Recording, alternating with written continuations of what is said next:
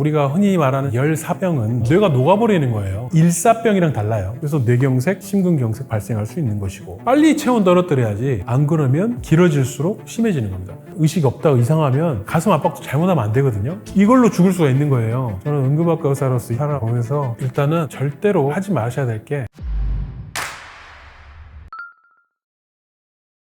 소아와 노인들입니다. 기본적으로 뜨거운 햇빛이 땅에 흡수가 되잖아요, 지표에. 그러면 땅바닥도 뜨거울 거 아닙니까? 근데 키가 어른 키에 비해서 어린이도 낮잖아요. 그러니까 거기에 대해서 더 열을 많이 받고 피부 체표면적당 애들이 어른보다 받는 게 더 많습니다. 그래서 이렇게 더운 날씨에 애들 보면 좀만 있는 데 있으면 핑크빛 빨간볼이 돼요. 그러면 주의를 해야 되는 게 적어도 20분에 한 번 정도는 물을 마셔줘야 돼요.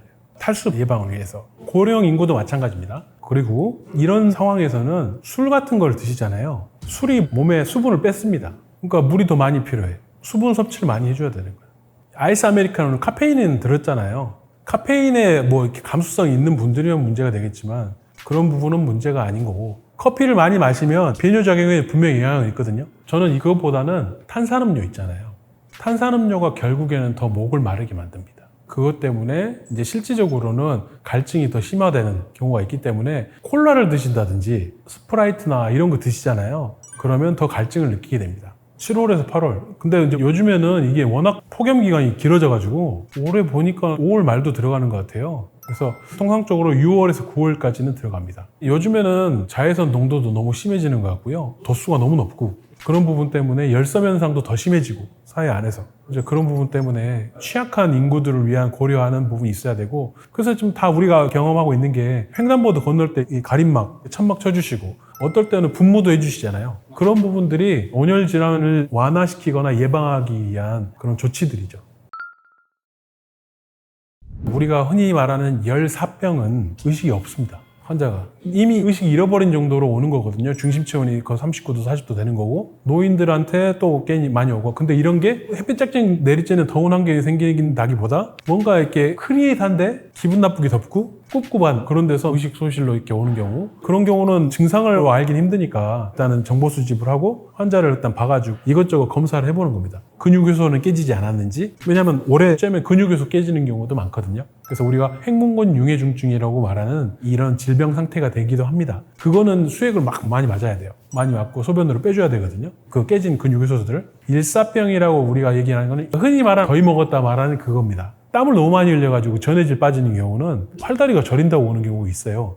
히테타니, 열경련이라고 얘기도 하고요. 전해질 보충하고 수액 맞고 안전가려 하시면 괜찮아집니다. 일사병도 마찬가지인데요. 어지럽거나 토할 것 같고 그냥 기운 없고 이런 부분일 때는 결국은 통상적으로는 보존적인 치료로 수액 치료해 주시면서 내과적으로 발생하는 여러 질환적인 부분이 없는지를 평가해서 그걸 보충해 주면 됩니다. 대부분은 땀 분비가 많기 때문에 우리 몸에 전해질이 있거든요. 그래서 나트륨, 클로라이드, 어떨 때 많이 토하면 칼륨, 포타슘, 이런 부분들이 심각하게 부족할 정도가 되면 수액 치료뿐만 아니라 칼륨 같은 경우는 전해질을 믹스해가지고 주는 경우도 있습니다. 심각한 경우에. 최근에 인천에 있는 군부대 소속인 군인이셨는데 구보 하잖아요, 구보. 그거 하다가 이 근처에 와가지고 쓰러져서 저희한테 실려오셨어요. 처치하고 이것저것 검사해봤는데 결국에는 의식을 잃었으니까 열사병 범위로 봤어야 되는 환자였고, 이분이 나중에 깨고 나서 보니까 절인데요, 몸이. 그러니까 전해질이 많이 이렇게 떨어져 있었고, 피검사를 해보니까 횡문건 융해중증에 합한 근육요소가 다 깨져 있어가지고 입원 치료가 꼭 필요한 환자였습니다. 그래서 국군수도병원인가 글로 전원 갔던 경우가 있었거든요.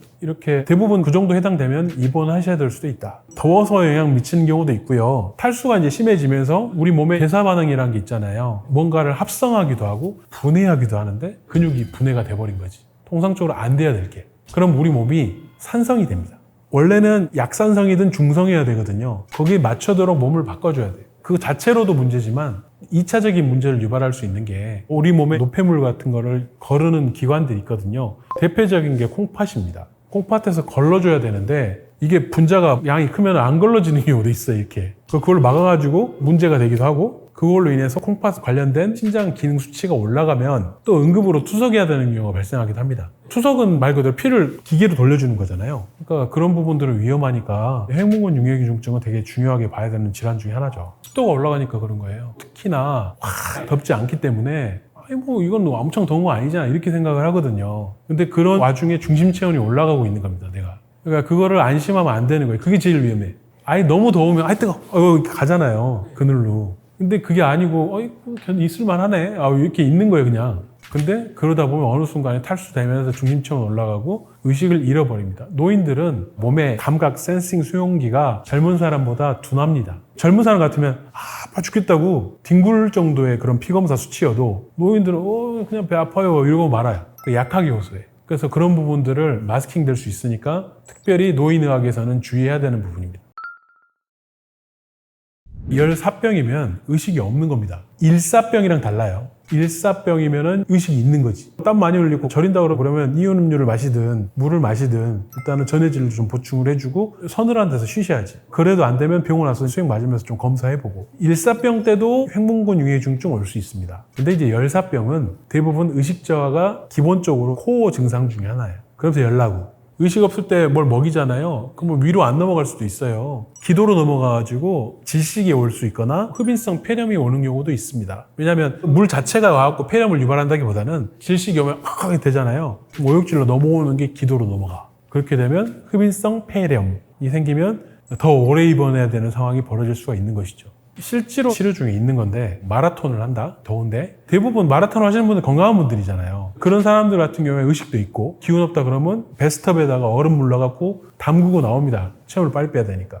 근데 이분이 기본적으로 부정맥이 있으면서 고령입니다. 근데 그럴 때 찬물에 담가버리면 될까요? 위험한 심부정맥으로 발생할 수도 있거든요. 그래서 이런 경우는 권장하지는 않습니다. 분무기 같은 걸로 미스트 같은 걸로 좀 뿌려주시든지 없으면 물 적셔가지고 이렇게 증발하면서 체온을 뺏는 식으로 그런 식으로 도와드리면 좋겠습니다. 그게 일산화탄소 중독의 후유증과 비슷합니다. 뇌가 녹아버리는 거예요. 뜨겁잖아 몸이. 일산화탄소 중독도요. 그 기전을 생각을 해보면 독성 물질에 해당되는 일산화탄소가 헤모글로빈에 붙어 세순환을 하거든요. 뇌가 멈추면 뇌가 죽어요. 심장이 하면 심장 조직이 죽고 그래서 뇌경색, 심근경색 발생할 수 있는 것이고 근데 그 부분들은 오래 될수록 비가역적이 돼요. 일산화탄소 환자 같은 경우는 빨리 와야 고압산소 치료에 효과적이지 하루나 이틀 지나서 왔다. 이미 손상을 입어버린 거야 영구적으로. 근데 그걸 했다. 물론 효과는 좀 있지만 막 왔을 때보다는 떨어지죠. 그런 문제가 생길 수가 있고요. 온열도 마찬가지입니다.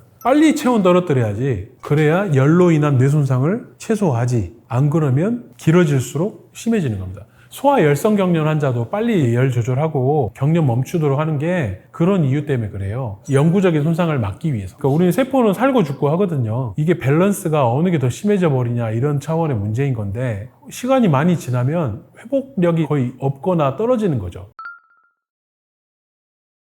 한낮 있잖아요. 11시부터 4시 정도? 이쯤에는 진짜로 해가 중천에 있기 때문에 실내에 체류하시면서 서늘하게 계시고 그나마 상대적으로 선선한 오전이나 오후쯤에 활동하시는 것을 권장드립니다. 기본적으로는 수분 섭취를 20분 정도마다는 할 수 있도록 준비를 하셔야 되고 자외선 차단을 위해서 선크림 같은 거 잘 발라주시고 쿨링 디바이스가 요즘에 있거든요. 야외에서 일하시는 분들 보면 팬이 이렇게 있어요. 여기 웅 돌아가요. 옷이 이렇게 빵빵했는데 입으면 이 안에가 쿨링이 되는 겁니다. 그러니까 일 안 할 수가 없으니까 그런 게 실제로 있습니다. 그런 정도의 작업복을 갖춰주시면 좋고요. 그리고 일할 때는 계속 일하면 안 되고요. 휴게 시간을 정해가지고 예를 들면 1시간을 일했다. 20분 내지 30분은 꼭 쉬도록 하고 그 다음에 이제 쿨링하고 다시 일하는 식으로 이런 식으로 맞춰서 해주셔야 탈진이 덜 되죠. 그러니까 우리나라 날씨는 건조한 날씨가 아니고 습한 날씨이기 때문에 오래 안 닦고 오래된 냉방기에서 하다 보면 물기가 잡히게 되고 거기에 또 바이러스나 세균이 또 증식하는 경우가 있는데 오래 에어컨 쐬면 걸리는 게 레지오넬라, 균 그런 게 생기거든요. 그러니까 그게 호흡기 질환으로 와요. 그래서 이제 그런 미생물적인 부분들도 있어서 제습을 잘 해주셔야 되고 그냥 띠 끄지 말고 끌 때 보면 다 기능이 있거든요. 요즘에는 습기를 좀 제거하는 기능을 해가지고 말려가지고 하셔야 돼. 그리고 깨끗하게 좀 해가지고 하셔야 그나마 좀 리스크가 덜어진다. 그리고 이제 너무 더워도 계속 틀고 있으면 당연히 걸리죠. 그러니까 일정 부분 틀었다가 다시 그냥 정상 범위로 해서 선풍기로 전환하신다든지 해가지고 일단 좀 유지를 하시고 오래 틀고 있으면 결국은 밖에 기온차랑 안에 차가 너무 현기가 많이 나기 때문에 감기 걸릴 수밖에 없습니다. 어린이들이 있다 그러면 한 25도에서 26도가 좋은 것 같습니다. 일단은 제일 먼저 가능하다 그러면 환자를 막 머리를 흔들거나 이렇게 하지 마시고 쇼크 포지션이라고 있습니다. 그 위치가 더운 환경이라면 옮겨주셔야 되고요. 그늘진 곳으로라도 옮겨주시고, 쇼크 포지션은 만약 이렇게 누웠어요. 누워있다 그러면 옆으로 돌려주는 거고요. 팔을 이렇게 받쳐주고 이렇게 돼가지고 딱 이렇게 해서 숨 쉴 수 있도록 해주시는 겁니다. 근데 이제 자발호흡 있을 때요. 환자가 예를 들면 뭐 토하고 있는 상황이 그러면 굳이 하지 마시고 서늘한 데 옮기시고 빨리 119 신고하셔가지고 119가 요즘에는 접근도가 좋아요. 그래서 119 구급대에 오시면은 응급조치해서 빨리 그냥 병원으로 이송하시는 게 제일 권장드리는 겁니다. 그리고 일반인 입장에서 환자가 의식 없이 쓰러져 있으면 대부분은 심정지를 생각을 해야 되거든요. 그럼 심폐소생 프로토콜을 가르치라고 돼 있어요. 그래서 환자분 정신 차려보세요 하고 물어봤을 때 의식이 없어. 숨 쉬는지 안 쉬는지는 일반 분들이 알긴 힘들 거예요. 그럴 때는 압박부터 하라고 가르치고 있는데 입을 대가지고 구명호흡하라고는 안 가르칩니다. 의료인들이면 고려하되 아니면 압박만 하라고 얘기는 하는데요. 일단은 하기 전에 먼저 내가 힘들면 옆에 지나가는 사람한테 도움 요청을 하고 AED라고 하는 제세동기 같은 걸 측정하는 기기가 있거든요. 근처에 있으면 갖고 달라 그래서 쉬우니까 적용해서 분석을 하고 주변 분들한테는 119 신고해달라고 요청하는 게 그게 통상적으로 해야 되는 프로토콜로 가르치고 있는 겁니다. 그냥 일반인 입장에서 이걸 해달라고 그러면 당황하실 겁니다. 평소에 내가 안 접해왔으면. 요즘에 지하철에서도 그런 거를 하라고 TV에서 틀어는 드리지만 너무 당황스러우시면 일단은 의식 없다고 이상하면 가슴 압박도 잘못하면 안 되거든요. 명치는 데서 한 뼘 이렇게 재셔가지고 밑에 반 뼘만큼 있는 데를 손바닥을 대고 직각으로 압박을 하셔야 돼요. 그러니까 이런 부분이라서 아예 경험이 없거나 하면 실수할 수 있고 옆에 잘못 누르면 갈비뼈만 부러집니다. 이제 그런 부분들이 아셔야 되고 그걸 모르겠다 그러면 정 어쩔 수 없으면 압박은 하시되 하기 전에 EMS라고 말하는 119를 빨리 불러라. 본인이 책임질러 하지 말아라. 더운 데서 쓰러진 거면 옷 벗기는 거를 고려하셔야죠. 물론 선선한 옮겨서. 더운데 긴팔 입고 다니시는 분도 있잖아요. 그럴 때는 벗겨주셔야죠. 일단은 절대로 하지 마셔야 될 게 최근에 실험한 것도 봤거든요. 계곡에서 물이 이렇게 떨어지지 않습니까? 그럼 밑에 모이는 데가 있죠. 이거 재밌다고 이렇게 슬라이드 타고 오시는데 이게 낙차 커가지고 확 떨어지는 데서는 몸에 안 뜹니다. 이걸로 죽을 수가 있는 거예요. 익수로. 뭐 예를 들면 내가 튜브가 있어요. 심지어 구명조끼를 했더라도 안 떠오르더라고. 그러니까 이걸 갖다가 조심하셔야 되고 계곡사고 꽤 있거든요. 그리고 계곡에서 돌 같은 거 보면 이끼가 있습니다.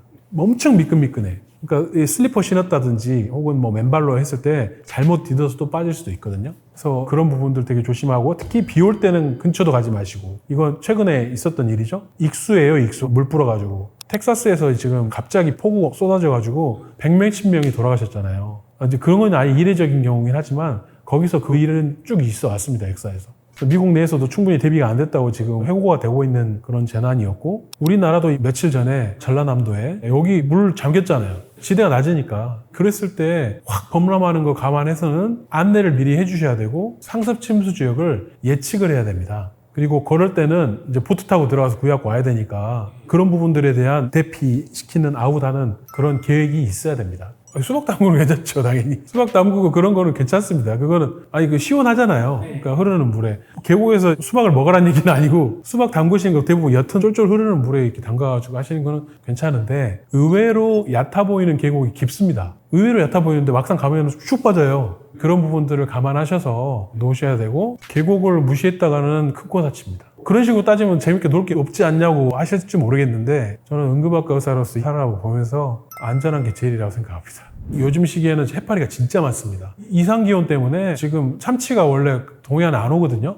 동해안에 지금 참치가 너무 와가지고 포획하다가 이제 예상 포획량을 넘어서서 버리고 있다잖아요. 그게 문제가 되고 수온이 올라가니까 없던 해파리가 엄청 올라오는 거예요, 밑에서. 그래서 이제 원래 우리나라에서는 노무라, 이끼, 무늬 해파리란 게 제일 많았는데 그 말고도 지금은 그전에 없었던 열대 해파리들이 다 지금 한반도 쪽으로 올라와가지고 쏘이면은 또 해파리마다 종류가 좀 다릅니다, 치료가. 그래서 되게 조심을 해야 되는 상황이다. 일단 쏘이면 응급조치를 해야 되는데 해파리마다 응급조치가 약간씩 다른 게 있다. 대부분은 그냥 맹물로 씻지 말고 담수, 바닷물로 씻어라.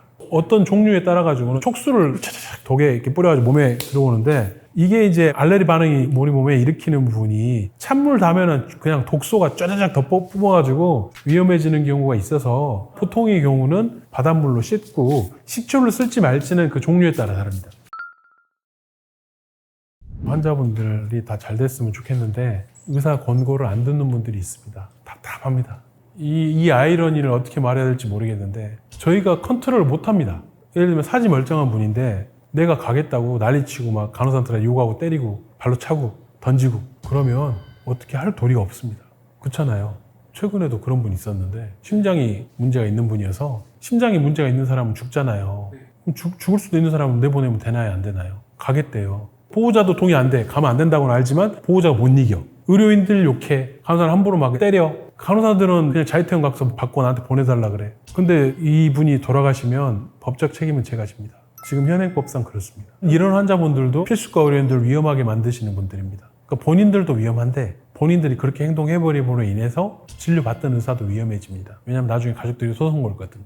왜 안 좋은 사람은 퇴원시켰냐고. 그래서 이제 소송 걸리면 2년이고 3년이고 가는 겁니다. 그러니까 이런 얘기를 들으시면 황당하시겠지만 이게 현실이고 그래서 아무도 안 하려고 그럽니다. 응급학과를. 그래서 제가 드리고 싶은 말씀은 제발 좀 권고하고 얘기를 하면 특히 중환자분들은 입원하라 그러면 입원 좀 해주십시오. 본인 내 목숨이니까 내 마음대로 하겠다고 그러지만 본인은 그렇게 하실지 몰라도 보호자들이 안 그렇게 하시더라고요. 그래서 그런 부분에 대한 거는 제도적인 보완을 먼저 해주시면 좋을 것 같습니다.